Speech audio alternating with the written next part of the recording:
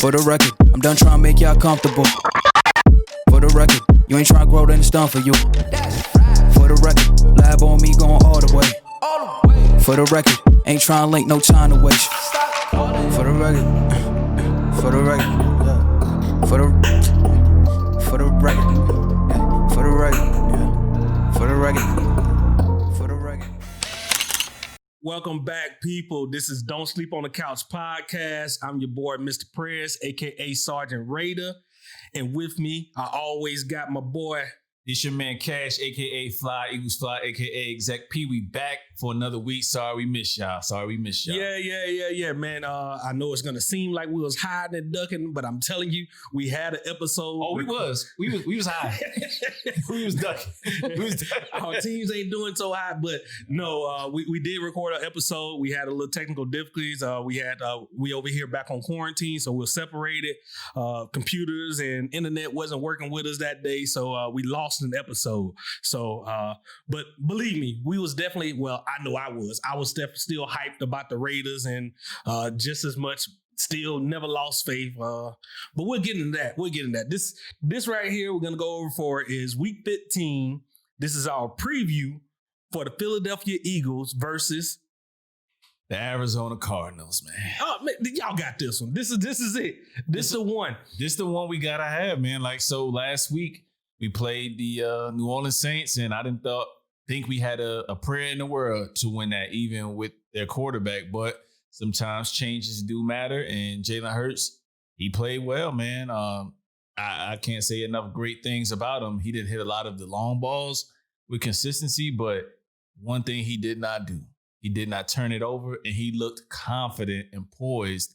And most importantly, the teammates rallied around him to make sure that he did well. You know what I mean? We missed 3 cornerbacks, starting cornerbacks that came out in the second half. That could have sank us, but it didn't, and those guys kept on playing. So I was proud of the team, man. Yeah. And I want to say a little part out here, man. My mom love her to death, man, but she kind of picks the wrong teams from time to time. She's a Saints fan, but at the same time, she's an Alabama fan. Both wrong teams to actually root for, but she does it anyway. Love your mom. But she was a little conflicted on this game because as a Saints fan, she definitely want her team to win, but they in the playoffs. And as an Alabama fan, she was looking for Jalen Hurts, just to do good in the league. So it was a win for her, I think. I don't know if you can root for that many teams, but yeah, she was a little excited about the game, a little pissed off and excited at the same time. For sure, man. But look, last week when I was you guys didn't get to see last week because we had technical difficulties, but one of my key things to the Saints game was definitely running the ball. Like, how do you help out a rookie quarterback? How do you help out any quarterback? Is run the ball. And for the life of me, I couldn't figure out why we weren't doing it when we run the ball so well. Like, and then lo and behold, here comes Miles Sanders. Yep. With a big one. And he ended the game with 115 yards. Man, nice. And then you also had Jalen Hurts making the right decision. So you remember I was telling you a couple weeks ago, when you look at the Seahawks, you look at Kyler Murray, and you look at those quarterbacks that tuck it, but it's under control. Yeah. And it just feels different. It don't feel like they scrambling out of desperateness. It just feels like they're scrambling because they know that's what they want to do. They pick up the yards, they slide perfectly when it's time to slide, they avoid injury, and they keep going to see another down. Yeah. That's exactly what Hurts did. Now, did he put up eye-popping numbers with 168 passing yards? No, but he was a threat on his feet, and he was a threat with his arms still, even though he wasn't on target for the long ball. I mean, no matter what, it was like he had the possibility to either break on a run or throw it, and unlike these other quarterbacks, I mean, Carson Wentz is one of those people that will run from time to time, but he's not that 6'5", big. It doesn't. He can run because he's athletic, but there's a difference between Jalen Hurts, a Kyler Murray, a Russell Wilson athletic, and Carson Wentz athletic. Yeah. It's two different things. So yeah, it was just like Jalen Hurts out there doing this thing. I know you said you still wanted, y'all was paying Carson Wentz. You would still like them to see him ride with it, but hey, you got this. So what are your thoughts on it? It worked out well. So what do you expect to see for him? I got no loyalties, Prez, to a quarterback. None at all. I got no loyalties. I'm loyal to whoever is behind center come game day. I was behind Nick Foles when he was on that run. The best quarterback y'all had, won y'all a Super Bowl. So you say. But I'm behind whoever's my quarterback at the time. So I don't really have I want this guy to do better than the other. Why would I want any of my team to do bad? Like, I don't care. It's not a white or black thing. It's a win thing. All right. I see where you're going here. So getting on these Cardinals.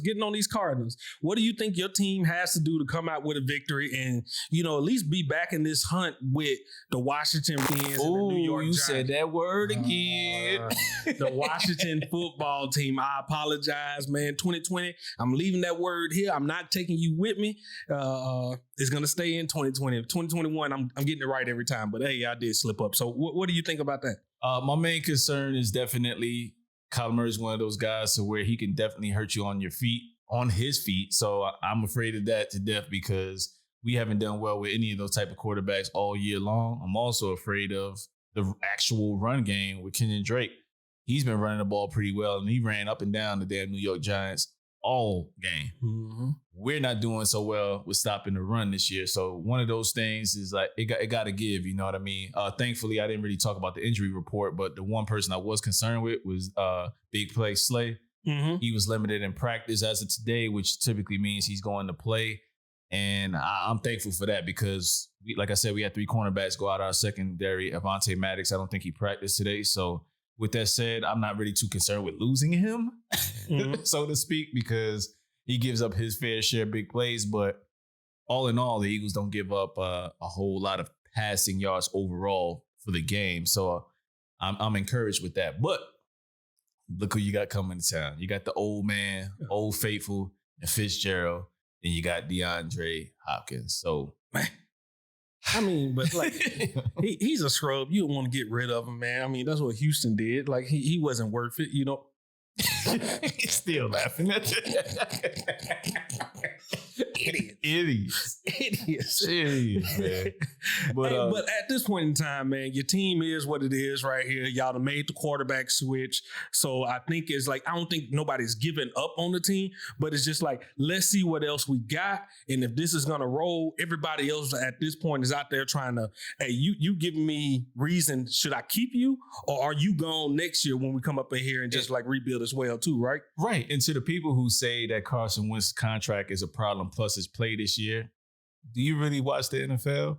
You know how many Carson Wentz apologizes and believers there have been out here? You think it's just you think it's just these people on networks talking about him, talking him up, saying he's this, he's that, and still giving him praise despite him playing like crap?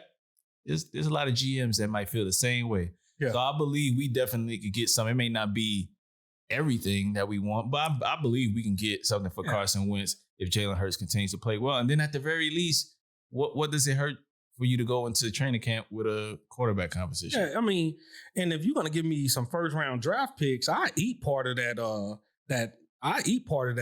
cap. You know what I mean? I'll take a good look, 20 million, whatever.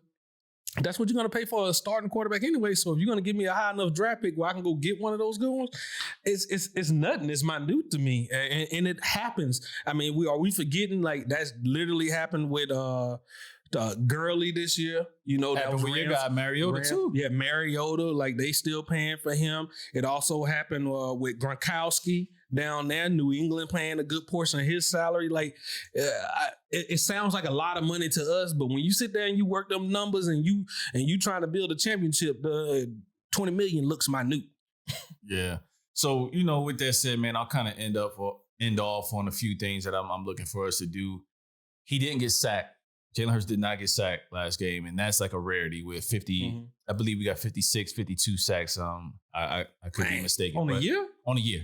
Huh. On quarterback sacks on a year. So he didn't get sacked, so that was a rarity last game. So if the line can continue to do that, or if we can continue to get him running on the move, because he's, like Carson Wentz, a good quarterback, throwing the ball on the move. So if we can do that, I think we will be fine. The thing that is going to hurt us is the big play of Kyler Murray and DeAndre Hopkins. I see it happening because we give up at least 1 to 2 of them per game. It all depends on how close this game is. And I think we can make it close because there's still not a whole lot of tape on him on the pro level. Yeah, they can look at what he did last week, but I think with him having a full game as a starter, Doug Peterson saw what he can do and what he can add to the playbook. So I don't think that one game tape is a finished product of him. So I'm encouraged to see what he can do. Hopefully he can keep the job for the rest of the way and continue to win and continue to progress. And let's make this thing a competition. That's all what it's about. Yeah. And I get what you're saying right now. Like, we love to talk on the offenses and we love to talk about the firepower our team got. But most of the time it's going to come down to like, what type of defense do you got? Are you able to stop anybody? Because no matter how fast you can go, if that other team can go too, you in for a fight. You in for a sure enough fight, and that's not where you want to be. So you hopefully your defense can step up there and make a stop here and there, just 1 or 2, and get you ahead in that game. So ending it off is Cash from Don't Sleep on the Couch podcast, and I'm with my boy again, Mr. Prez. All right, Fly Eagles Fly.